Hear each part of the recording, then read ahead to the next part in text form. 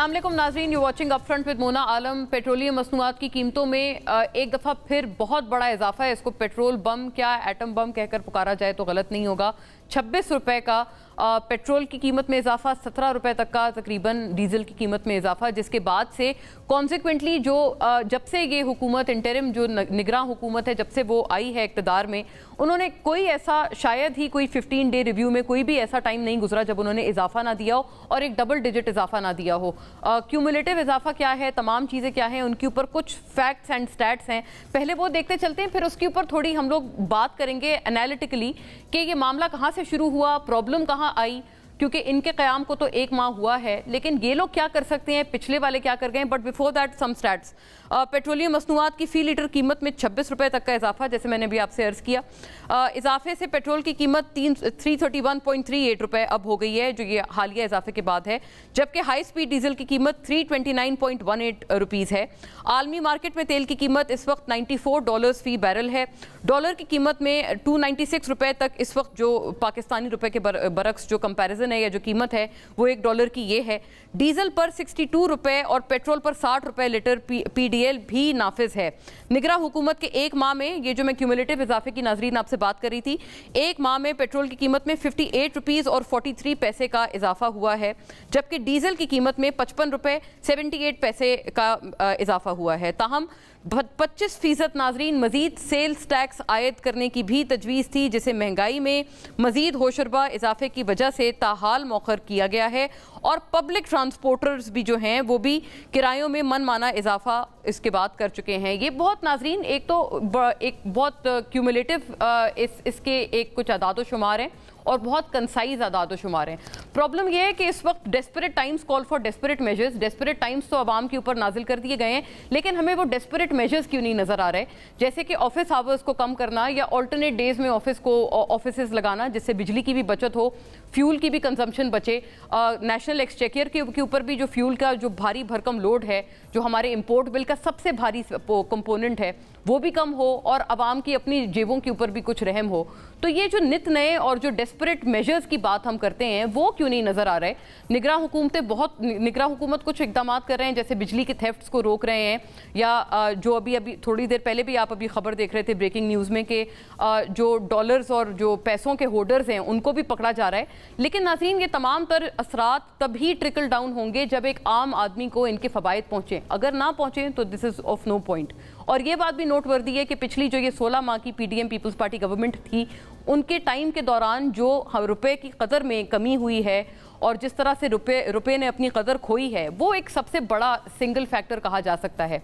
फिर जाहिर है जब उनसे पूछें तो वो PTI की हुकूमत के भी वो कुछ कारनामे गिनवाते हैं, जब IMF के मुआहदे की खिलाफ वर्जी की गई और जिस तरह से अनड्यू ब्लैंकेट सब्सिडी दी गई पेट्रोल पर और उससे ख़जाने खाली किए गए। खैर, ये एक लंबी बहस है, इसमें भी इंशाल्लाह जाएंगे ज़रूर, क्योंकि ये बड़ा एक प्रेसिंग इशू है जो कि इस वक्त है।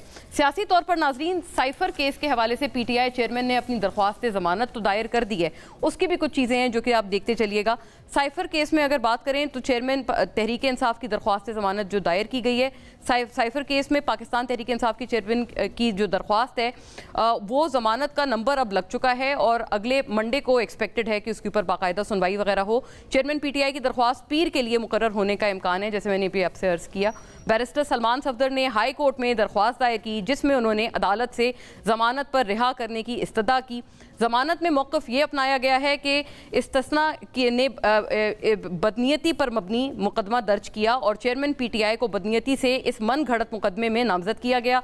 26 अगस्त को chairman Tehreek Insaf FIA team के सामने साइफर गुम होने का एतराफ़ कर चुके हैं और 14 सितंबर को ऑफिशियल सीक्रेट एक्ट की खुसूसी अदालत ने दरख्वास्त ज़मानत मुस्तरद कर दी है। ये भी बात नोटवर्दी है कि जो ये दरख्वास्त ज़मानत मुस्तरद की गई है वो ऑफिशियल सीक्रेट्स एक्ट के क्लॉज 5 और 9 के तहत ज़मानत की जो दरख्वास्त थी, जिसको मुस्तरद किया गया था पिछले कुछ रोज़ पहले, वो इन 2 एक्ट्स के क्लॉजेस, इस एक्ट के ऑफिशियल सीक्रेट एक्ट के 2 क्लॉजेस की बुनियाद पर की गई थी। अब इसमें क्या होने जा रहा है? क्या ये वाकईतन पाकिस्तान तहरीक इंसाफ के चेयरमैन की गले की हड्डी मजीद बनेगा ये केस, या उनको कोई रिलीफ मिल पाएगा इसमें? ये अब वक्त ही बताएगा। तमाम मामले पे बात करेंगे और सैर हासिल गुफ्तगू रहेगी। सियासी एरा तमाम हम लोग कंपाइल करेंगे, और जो पीपल्स पार्टी और PMLN के दरमियान भी एक नई जंग सी छिड़ गई है जैसे ही हुकूमत से ये दो इत्तेहादी अलहदा हुए हैं।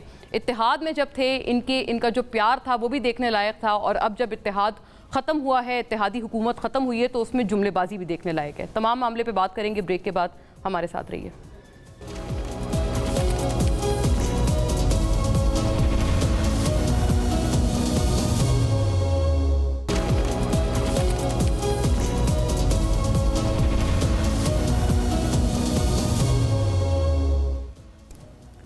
वेलकम बैक नाजरीन। जो इत्तेहाद में एक साथ इस कदर इकट्ठे थे कि अगर एक का कोई रहनुमा दूसरे के खिलाफ कोई बात भी करता था तो उसको बाकायदा पार्टी शोकॉज नोटिस देती थी, पार्टी डिसिप्लिनरी एक्शन लेती थी। बहुत सारे ऐसे लोग हैं, लतीफ़ खोसा साहब हैं, एतजाज़ एहसन हैं, मुस्तफ़ा नवाज़ खोकर साहब तो आई थिंक पार्टी की उनकी ख़त्म ही हो गई थी रुकनीत वगैरह।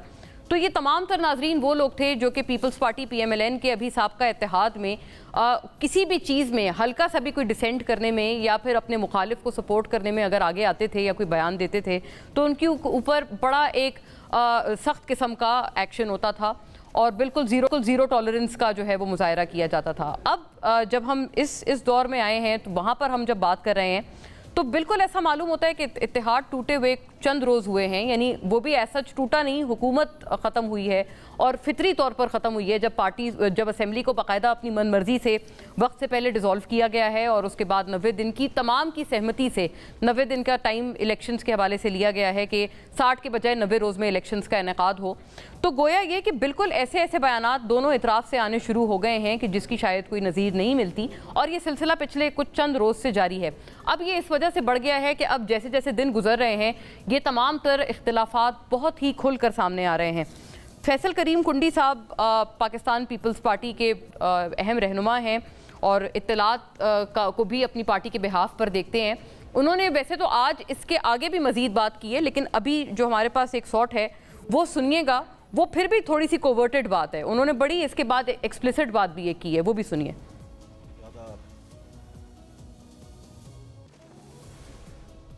अब अगर कोई अपने वोट को इज्जत दो के नज़रिए से भागा है तो इसमें हमारा क्या कसूर है? किसी का नज़रिया कभी वोट को इज्जत होता है तो कभी कोई और हो जाता है। इदारों के पीछे छुपना अच्छी बात नहीं होती सियासी जमातों की।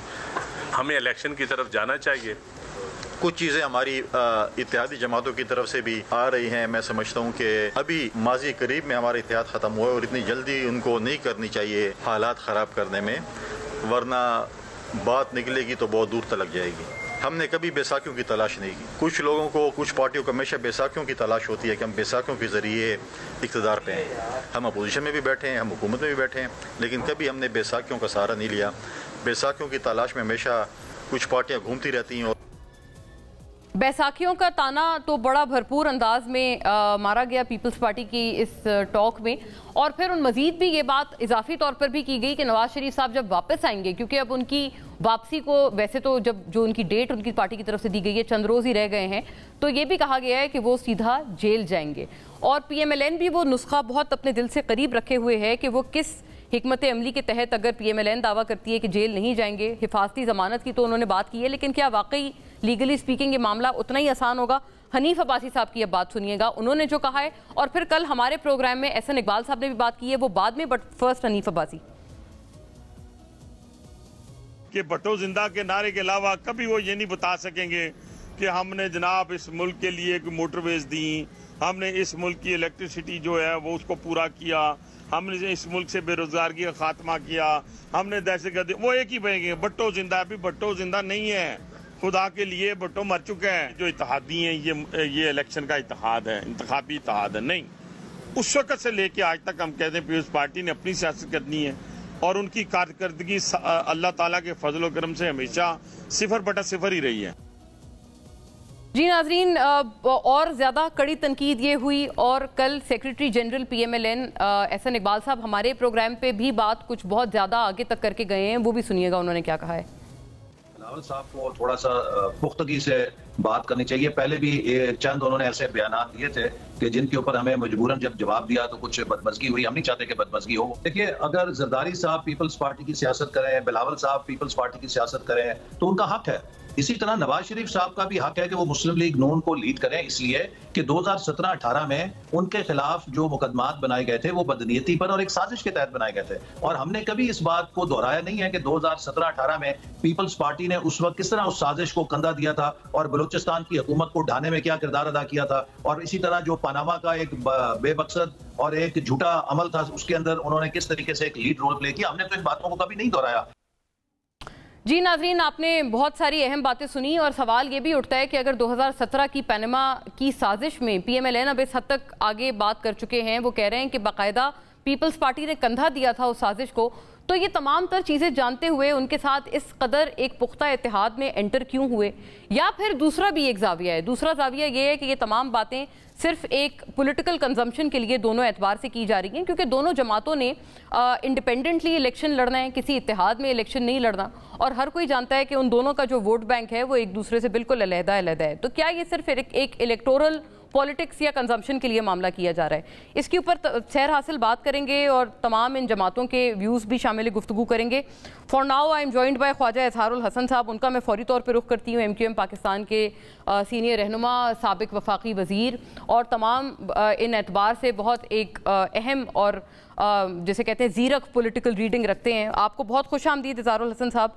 आपसे मैं ये जानना चाहती हूँ सर कि आप चूँकि दोनों इन जमातों के साथ इत्तेहाद में थे, तो आपका अब क्या ख्याल है, ये तमाम मामला क्यों हुआ, कैसे हुआ, और ये जो बेस्ट फ्रेंड्स थे, best of the best friends, ये बिल्कुल मामला इस कदर खटपट कैसे हो गया? क्या काबीना में जब MQM भी मौजूद थी इनके साथ, तो आप लोगों ने कोई शुरू से कोई रंजिश ऑब्जर्व की थी या ये अभी आया है मसला? बहुत शुक्रिया। पहली चीज तो छोटी सी तसी में सूबाई वजीर रहा हूँ, आपने माशाल्लाह मुझे विफाकी कर दिया। मगर दूसरी बात ये कि देखें, प्लीज, दुश्मन का दुश्मन दोस्त होता है, बड़ी पुरानी कहावत है ये। और उस वक्त के जो सिनेरियो थे उसमें ये मैरिज ऑफ कन्वीनियंस वजूद में आई गई, क्योंकि ज़ाहिर है इमरान खान साहब के खिलाफ या उनकी अपनी हरकतों से जो हुकूमत जा रही थी उनके खिलाफ एक इत्तेहाद कायम होना था। और हम भी बादल नखास्ता पीपल्स पार्टी की उसमें इश्तराकियत के साथ PDM के हम भी हिस्सेदार बन गए। हमने सिर्फ अपने आप को मुनफरिद इसलिए किया कि उस कौमी मफाद में हमने अपना भी कौमी मफाद जोड़ दिया, कुछ मुआहदात, कुछ नुकात हमने डाल दिया और कहा भाई हमारी सुनवाई ज़रूर करो। वजीर आजम की कुर्सी पे तो आप लोग लड़ते रहते हो, लेकिन हमारा क्या होगा, उस पर हमने अपने भी बहरहाल वोटर्स की आवाज़ को हाईलाइट कर दिया। खैर वो फुलफिल नहीं हो सका एज यूजुअल। तो अब ये तो होना ही था। अब ये क्यों होना था कि जब एक बड़ा दुश्मन आपका कमज़ोर हो गया और ये नज़र आ रहा है कि वजारत उज़्मा का मनसब है, तो ये तो रिवायती तौर पर दोनों पार्टियां 20-25 साल से एक दूसरे को घसीटती नहीं है ना, सड़कों पर, ऐवानों में, बयानों में। और रिवायती तौर पर दोनों बिल्कुल डिफरेंट पोल्स हैं, नॉर्थ पोल और साउथ पोल है। आइडियोलॉजी डिफरेंट है, तरीक़े वारदात डिफरेंट है, तरीक़े हुक्मरानी डिफरेंट है।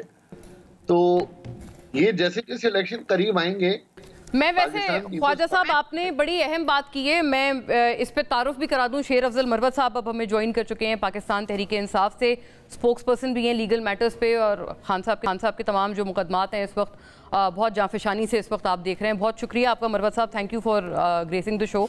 अभी इजहारुल हसन साहब भी अपनी बात कर रहे थे। मैं आईड रिक्वेस्ट, अच्छा मैं if I may introduce Azma Bukhari Sahiba has also joined us. Yes, Azma Bukhari Sahiba has also joined us on board, stalwart of the PMLN, अपने जमात की एक बहुत बुलंदो बांग और दबंग आवाज़। बहुत शुक्रिया अज़मा साहिबा आपकी तशरीफ़ आवरी और मौजूदगी के लिए। तब आपकी तरफ भी मैं आती हूँ। भी ख्वाजा इजहारुल हसन साहब ने एक बड़ी अहम बात की।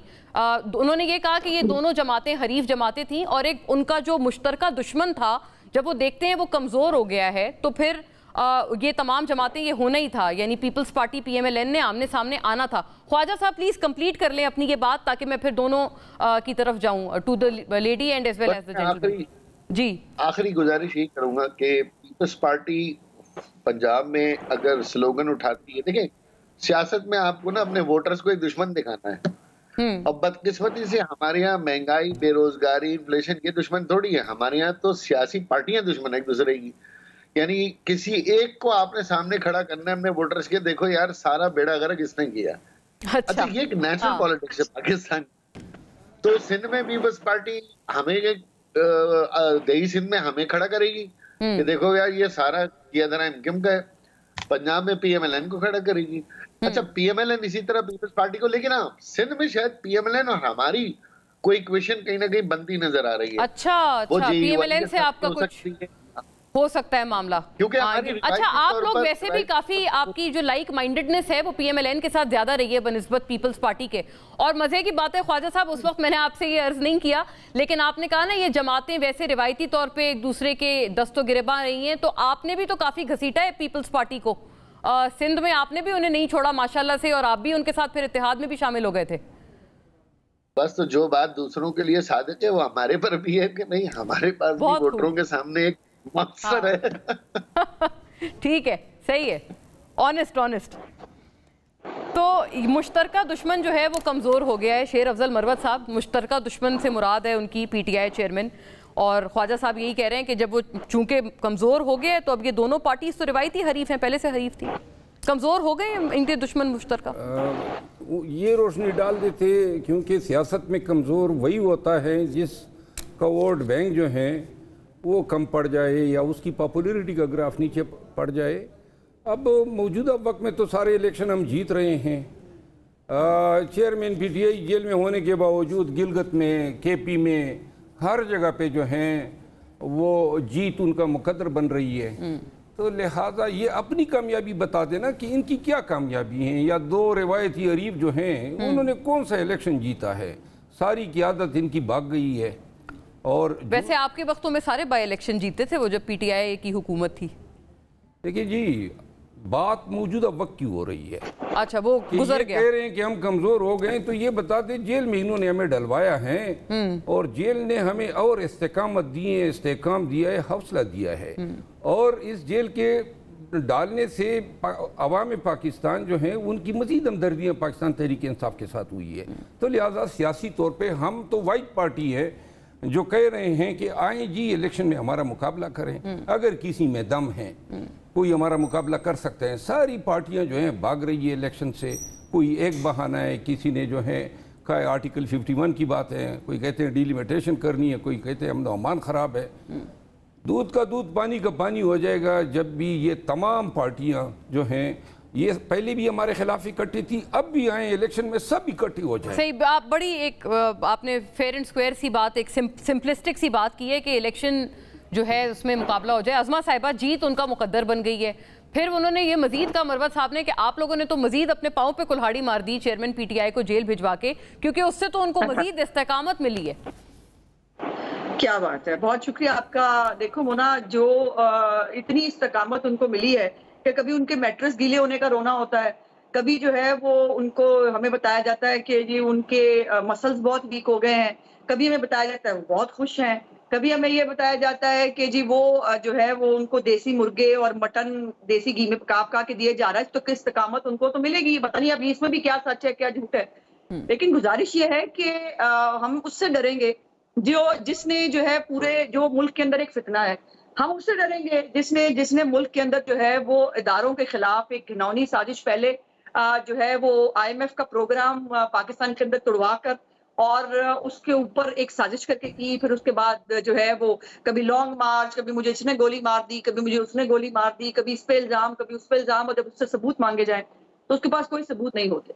तो इस जैसे शख्स से जो बेचारा खुद जो है वो पता नहीं उसका मुस्तकबिल क्या है, वो किसके रहमो करम पे है, हमने उससे काहे के लिए डरना है, वो इररेलेवेंट है इस वक्त। उनकी कोई हैसियत नहीं है पाकिस्तान की पॉलिटिक्स के अंदर, क्योंकि पाकिस्तान के अंदर सियासतदान सियासत करेंगे, दहशतगर्द सियासत नहीं करेंगे, और सियासतदानों में दहशतगर्दों में फर्क होता है। इसलिए वो जो है उनको अपने जो अमाल हैं उनका जवाब देना है। अज़मा साहिबा, ये साबित हो गया है कि वो दहशतगर्द हैं, क्योंकि ये तो आपने बहुत एक स्वीपिंग सा लफ्ज इस्तेमाल किया। साबित हो गया या अभी तक सिर्फ इल्जाम है?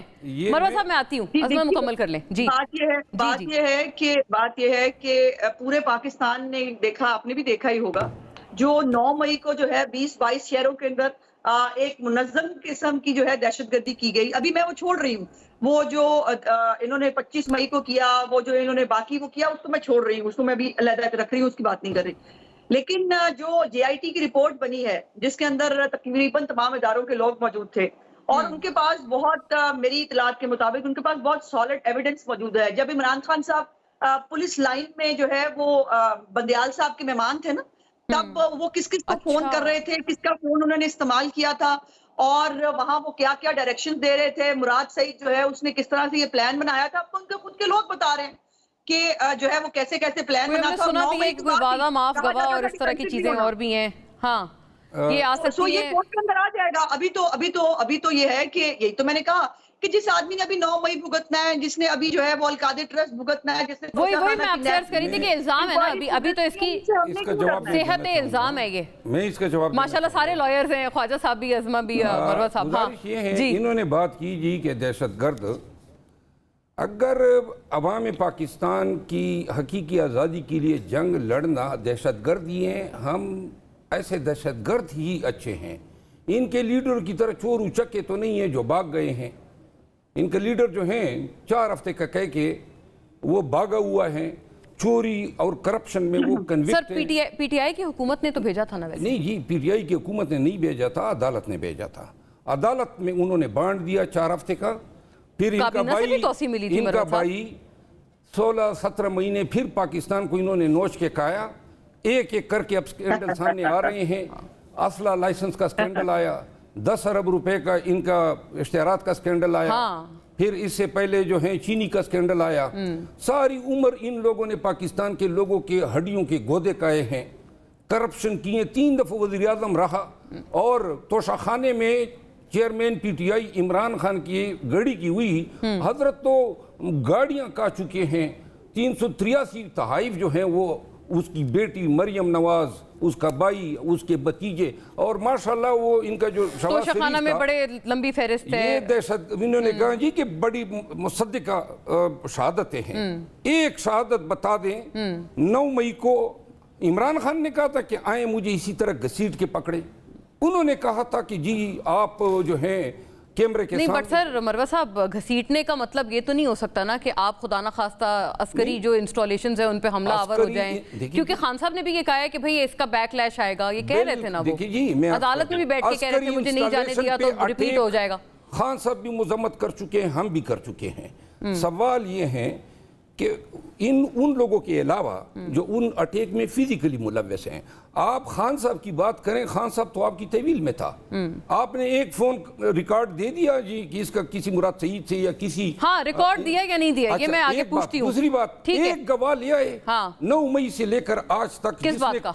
इस बात का कि जनाब इसने कोई प्लानिंग की है। अच्छा, प्लानिंग की है कि कोई बताए? एक गवाह लिया है। तीसरी बात, कोई एक डायरेक्ट शहादत बता दे। बंदा आपकी तहवील में है और आप कह रहे हैं जी इसकी माफी हुआ। मतलब वो कह रहे फोन कॉल्स कर रहे थे, ये बात ठीक है, मैंने फोन कॉल की थी। कॉल मैंने कॉल की थी। वो जो एक खातून जो थी, जो बाद में जो है इनको प्यारी हो गई, उनसे बात हुई थी। कौन सी खातून? वो एक खातून और उसके मियाँ दोनों जो थे मेरे जमशेद चीमा, मुसर्रत चीमा। वो इनको प्यारे तो नहीं हुए, उन्होंने तो सियासत छोड़ दी है। सियासत छोड़ दी है, जो भी छोड़ दिए हमसे तो चले गए। अच्छा, आपसे चले गए। हाँ, उनसे बात हुई थी 9 मई और ये बता रहे इदारों पे हमला। मैं आती हूँ आपकी तरफ। इनका लीडर पाकिस्तान आर्मी के खिलाफ क्या क्या ज़बान, वो तो खैर तवील बहस है। लेकिन अब प्रॉब्लम क्या है मैं बताऊं आप तमाम को, to the lady and gentleman. Khwaja sahab से भी इसका जवाब मांगना है कि ये अब जो अवाम इस वक्त जो दर्द सर बर्दाश्त कर रहे हैं और जो बिलबिला उठ रहे हैं, जो पेट्रोलियम मसनूआत की कीमतें हैं, वो एक ज्यादा तवील बहस है। और एक दूसरा आर्ग्यूमेंट ये है कि हम अपनी एनर्जी दूसरी तरफ लगाते हैं, जाया करते हैं। अज़मा साहिबा एक जुमला बता दें, मैं ब्रेक पे जा रही हूँ, फिर आप तमाम पे ही वापस आती हूँ।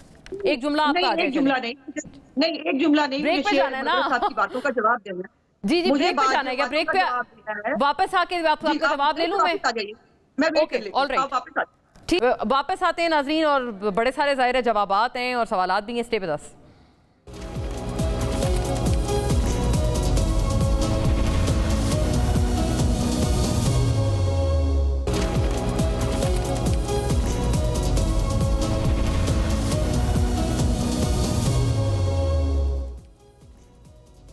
वेलकम बैक नाजरीन। अज़मा साहिबा का भी जवाब है जो वो देना चाहती हैं, लेकिन मैं अज़मा साहिबा सिर्फ इतना इजाज़त दीजिएगा, मैं ख्वाजा साहब से उनका इनपुट आ जाए, क्योंकि वो आई थिंक आपकी इस पूरी बात में उनकी टर्न एस्केप हो गई थी मेरे से लास्ट।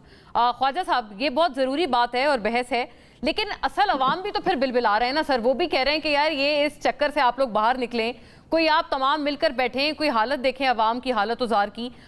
पिछली क्योंकि मैं आपको तो दोनों के लिए कह सकती हूँ ना, जो आपकी पिछली वाली हुकूमत थी उसमें वादा खिलाफी हो गई IMF के साथ, मुआहिदा तोड़ा गया PTI गवर्नमेंट के टाइम पे और ब्लैंकेट रिलीफ दिया गया, और फिर जो अगली हुकूमत थी उसमें बेतहाशा पैसा जो है पाकिस्तानी रुपया वो डी वैल्यू हुआ अगेंस्ट द डॉलर। अब अवाम मतलब किसको रोए, कौन से जिम्मेदार अपने अपने जो ये रीजंस हैं उनको ठहराए, क्योंकि इस वक्त ये जो निगरान है ये तो कहते हैं हम तो महीना पहले आए, हमें क्या पता।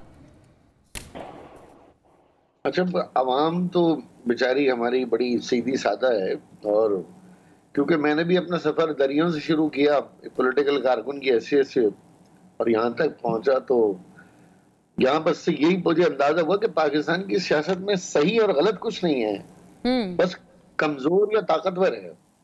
अच्छा। और जो ताकतवर झूठ होता है वो कमजोर सच को मुस्तरद कर देता है। तो हमारी आवाम तो देखे ना, सबको पता है कसूरवार, मैं अपने समेत सबको कहता हूँ, हर एक का कहीं ना कहीं इस मुल्क की तबाही में शेयर है। जो जिसको हुक्मरानी का चांस मिला है उनको तो कसूरवार ठहराया जा सकता है ना, लेकिन आप देखें ना कितनी महारत से आवाम जो है वो अपनी मनपसंद पॉलिटिकल पार्टी को बिल्कुल एंजल तस्लीम कर लेती है, और अपने लोगों से हम सवाल ही नहीं करते, अपनी लीडरशिप से सवाल नहीं करते, हम वोट डालते हुए नहीं सोचते। अब हमारे यहाँ हम कैमोफ्लेज हो गए पूरे के पूरे। अब 22 करोड़ अवाम में से अगर 4 करोड़ लोग, 5 करोड़ लोग वजीर आजम के लिए वोट डालें और 2.25-2 करोड़ लोग का वजीर आजम आ जाए, तो जो वोट नहीं डाल रहे हैं उनका भी कसूर है, जो डाल रहे हैं उनका भी कसूर है। तो मैं समझता हूँ कोई पॉलिटिकल पार्टी आज भी हमें सवाल करना चाहिए, मुझसे भी, अवाम सबको करना चाहिए, भैया वजीर आजम बनने जा रहे हैं तो आप बताएं कि ये डीजल कैसे कम होगा, बिजली के ऊपर टैरिफ कैसे कम होगा, स्मगलिंग कैसे रुकेगी। लेकिन ये नारों के बजाय हमारे नारे क्या होते हैं? हमारे नारे होते हैं तू चोर है, तू फलाना है, तू करप्ट है, तू लुटेरा है, तूने ये कहा, तूने वो कहा। बेसिकली अब हमें पॉलिटिकल नारे चेंज करने चाहिए। हम अपनी अपोजिशन को गालियां देने के बजाय ये बताएं कि भाई अवाम के लिए क्या करना है, मुझे सुनना है ना कि मेरा आने वाला वजीर आजम जो है वो मेरे लिए क्या करना चाहता है। बट सर ये तो सवाल आता है ना ख्वाजा साहब, अगर ये इतना अनप्लेजेंट था और इतना अनआइडियल था, तो फिर आपको भी तो बतौर इत्तेहादी इनको जिसे कहते हैं ना जगाना चाहिए था, उजागर करना चाहिए था कि खुदारा हम आपके साथ इत्तेहाद में हैं, आप खुद तो लगे हुए हैं, आप हमें भी ले डूबेंगे सनम। देखिए, अब मैं तो बता रहा हूँ ना, हमारा मसला क्या है, एक और मसला हमारा है कि जब मजदूर की नुमाइंदगी वडेरा कर रहा हो ऐवान में और सनतकार कर रहा हो, और यूथ की नुमाइंदगी 60 साल बड़े मियाँ कर रहे हो, और खवातीन की नुमाइंदगी बहू, चचियां, फुप्पियां, चाचियां, आंटियां, भावजें कर रही हो। अच्छा, तो बहुत दिलचस्प। आप तो कुछ कोर इश्यूज की तरफ आप निशानदेही कर रहे हैं, राइट, जो कि मैं तो उसी आइन के तहत जाऊंगा, उसी आइन के तहत अज़मा साहिबा, उसी आइन के तहत उन ऐवानों पे बैठूंगा, उसी आइन के तहत उन पार्टियों से इत्तेहाद करूंगा। तो इनकलाब आप कहते हैं बड़े पैमाने पे इनकलाब की जरूरत है। मैं आती हूँ इसकी तरफ, क्या ये हकीकी तौर पर लगता भी है इस तरह का इनकलाब? क्योंकि इनकलाब के दावे कई लोग करते हैं। अज़मा साहिबा, आप जवाब जरूर फरमाइएगा, साथ इसका भी इजाफा कीजिए अपने जवाब में। आप मरवत साहब की बात का जवाब देना चाह रही हैं, लेकिन साथ ये कि ये पीपल्स पार्टी से इतना इस कदर तलखी कब बढ़ गई आप लोगों की? क्योंकि ये अभी तो गवर्नमेंट गए हुए सिर्फ जुमा 8 दिन हुए हैं। देखिए मोना, मैंने चूंकि बहुत लेट ज्वाइन किया तो जाहिर है कि मुझे उस तरह से मौका नहीं मिला है बात करने का। मैं कोशिश करूंगी कि मैं थोड़े वक्त में अपनी बात कर सकूं। पहले तो जो पाकिस्तान की इकोनॉमी की क्राइसिस है उस पर बात कर लेते हैं। ये मतलब एक स्वीपिंग स्टेटमेंट दे देना, सारे हुक्मरानों को जो है वो कर दें। तो 2017 में जब अच्छा खासा पाकिस्तान चल रहा था, तो ये जो प्रोजेक्ट इमरान खान को लाने वाले हैं, क्या उनसे सवाल नहीं पूछा जाना चाहिए कि महंगाई 3% पे आपको प्रॉब्लम क्या हुई थी? इमरान खान जो है वो 8 रुपए यूनिट के ऊपर बिजली के बिल चलाया करता था, याद होना चाहिए ना आपको। 2017 में जब हमारी हुकूमत जो है वो गई, तब 72 रुपए लीटर पेट्रोल था। जब नवाज शरीफ साहब 2016 में जो है जब उनको निकाला गया तो 64 रुपए जो है वो लीटर पेट्रोल था। अब ये मतलब अजीब की बात यह है कि IMF का प्रोग्राम अचानक आ गया। अचानक तो नहीं आया ना, IMF का प्रोग्राम जो है वो पहले इमरान खान ने किया फिर उसने फ्लाउट किया, फिर उसके खिलाफ साजिश की, उसको कहा पाकिस्तान को प्रोग्राम ना मिले, वो ऑडियो लीक आपको याद रहनी चाहिए। और अब जब उनके तरले मिनते करके घुटनों पे आकर पाकिस्तान को डिफॉल्ट से बचा लिया, तो उसके बाद अब ये जो प्रोग्राम है इसके ऊपर आपको याद कराना चाहती हूँ मैं मोना, पता नहीं इसके ऊपर क्यों आप सब लोग बात नहीं कर रहे। IMF ने इस प्रोग्राम से पहले इमरान खान के पास IMF गई थी, पीपल्स पार्टी के पास भी गई थी और जाकर उन्होंने तमाम पॉलिटिकल पार्टीज को ऑन बोर्ड लिया था। हाँ। ये रियासत पाकिस्तान का प्रोग्राम है, ये PMLN का प्रोग्राम नहीं है, और इसके नतीजे जो भुगतने पड़े हैं पूरे पाकिस्तान को भुगतने पड़े, इसलिए इसके ऊपर तो कोई पॉइंट स्कोरिंग करे ना, पहली बात। दूसरी बात हमारी मरवत साहब की बात है, मरवत साहब वकील हैं लेकिन उनके तमाम हकायक ही गलत हैं। पहले तो मुझे ये बता दें इनको किससे हकीकी आजादी चाहिए। वो अमेरिका बहादुर तो आजकल यार है आपका, उसकी लॉबिस्ट फर्म्स आपके लिए काम कर रही हैं। इमरान खान कह चुका है मैं बहुत पीछे छोड़ आया हूं, अमेरिका से मेरी कोई लड़ाई नहीं है।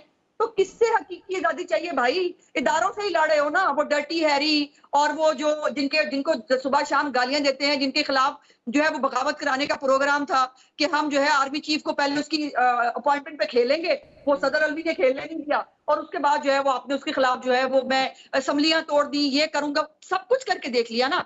हकीकी हिम्मत है तो हकीकी आजादी किससे चाहिए, इसका नाम ले लें पहले। दूसरी बात ये अपने हकायक दुरुस्त फरमा ले प्यारे भाई, जरा मियां नवाज शरीफ साहब के ऊपर जो 2 केसेस हैं उनके फैसले पढ़ ले। एक फैसला जो है जो अल अजीजिया वाला था, उसके ऊपर उनके वालिद साहब की फैक्ट्री पे आपको जाना पड़ा, उनके खिलाफ करप्शन का इल्जाम दोनों केसेस में नहीं था। और ये जो आपने जो फ्लैट्स वाला वाकया, इसके ऊपर इस्लामाबाद हाईकोर्ट का कभी किसी वक्त फारिग वक्त में फैसला पढ़ लीजिएगा, जिसने मरीम नवाज फैसला पढ़ ले, ठीक है। मैं उन्होंने किस तरह से इस केस को उड़ा के डस्टबिन में फेंक दिया। आगे ले जाती हूँ ये वाली बात मैं सारी। प्यारे भाई, तोशा खाना में मरीम नवाज का नाम ही नहीं है, आपको ये भी नहीं पता, आपने एक स्वीपिंग स्टेटमेंट दे दिया बैठ के। इस तरह नहीं होगा ना। पिंकी पीरनी के जो है वो खाए हुए हीरे नहीं भूल जाएंगे। अच्छा, हाँ, वो अभी तो सोने का लोटा गायब है, अभी तो सोने का लोटा गायब है, नाम वगैरह ना बिगाड़ रहे हैं।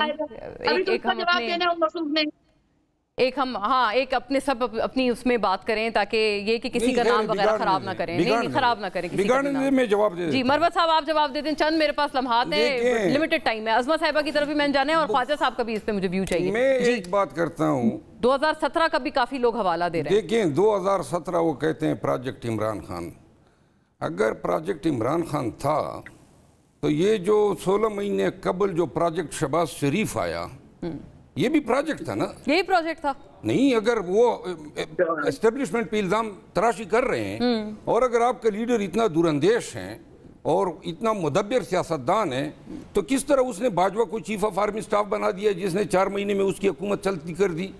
न बनाता, लोगों का जो सीनियर को सुपरसीड करके उसको बनाया और फिर जो है कहते हैं प्रोजेक्ट फला बना दिया। दूसरी बात सीनियर को सुपरसीड करके बनाया। दूसरी बात ये है कि आप लोगों ने भी एक्सटेंशन दे दी थी। महंगाई पे बात कर, मैं एक्सटेंशन पे फिर आप राजी हो गए। हाँ, वो भी राजी हो गए थे और एक्सटेंशन भी आपने वोट दिया।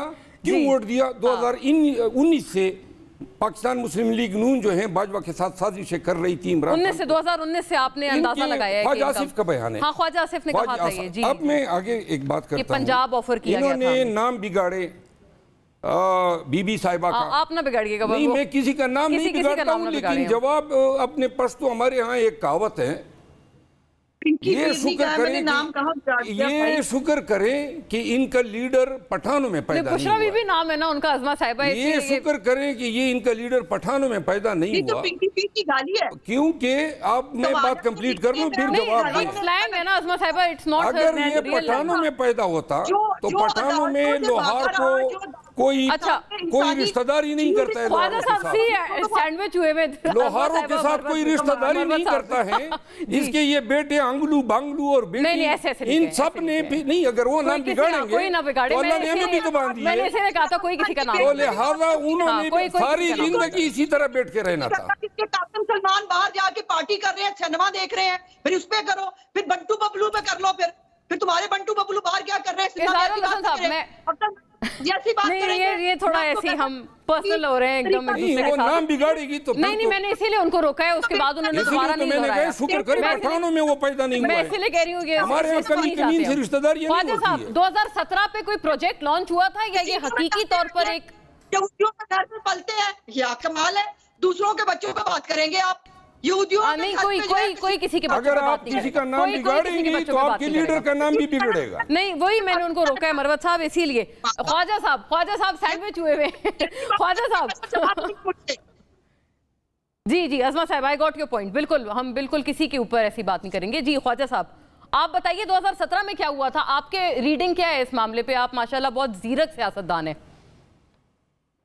देखिए 17 में जाहिर है इसमें तो साजिश हुई थी या फिर एक अपना फेयर केसेस थे जो पीटीआई का मौक़िफ़ है वो भुगत रहे हैं? नहीं, देखिए केसेस मैं समझता हूं कि पॉलिटिकल इन्फ्लुएंस तो हर जगह है। अच्छा, विदाउट पॉलिटिकल इन्फ्लुएंस तो आप नहीं मैनूवर कर सकते। लेकिन जो सबसे बड़ा फ्लॉ है केसेस की, जब बात आ जाए ना, चाहे वो नैब की आ जाए या किसकी भी आ जाए, तो क्वेश्चन सबसे बड़ा हमारे पास हमारे अदालती निजाम में भी उठता है। अभी 3 दिन पहले कराची में फैसला आया है कि एक शख्स 10 साल पाबंदे सलासिल रहा है और मर गया और वो बाइज्जत बरी हो गया। अब जब केसेस बनते हैं तो हमारा जो ये सबसे बड़ी स्टैट्यूटरी बॉडी जो हमारी अदालत है, जो हमारी जुडिशरी है, यही तो बीच में वो बैलेंस है। यही तो वो बैलेंस है जो गवर्नेंस में और गवर्नेंस के टूल्स में और पॉलिटिशियंस के अंदर वो अपने जजमेंट के जरिए बैलेंस करें। लेकिन हमारे फैसले, वो कहते हैं ना अदालतों के फैसले बोलते हैं, जज नहीं बोलते। अच्छा। लेकिन हमारे यहाँ मसला ये कि जज भी बोल रहे हैं और फैसले ही बोल रहे हैं, दोनों ही बोल रहे हैं। अच्छा, मुझे वाइंड अप करना है इस बात पे। दिलचस्प बात ख्वाजा साहब आखिर में कर गए। खातून और हजरात का बहुत शुक्रिया, आपके नाज़रीन देखने का बहुत शुक्रिया। अल्लाह हाफ़िज़।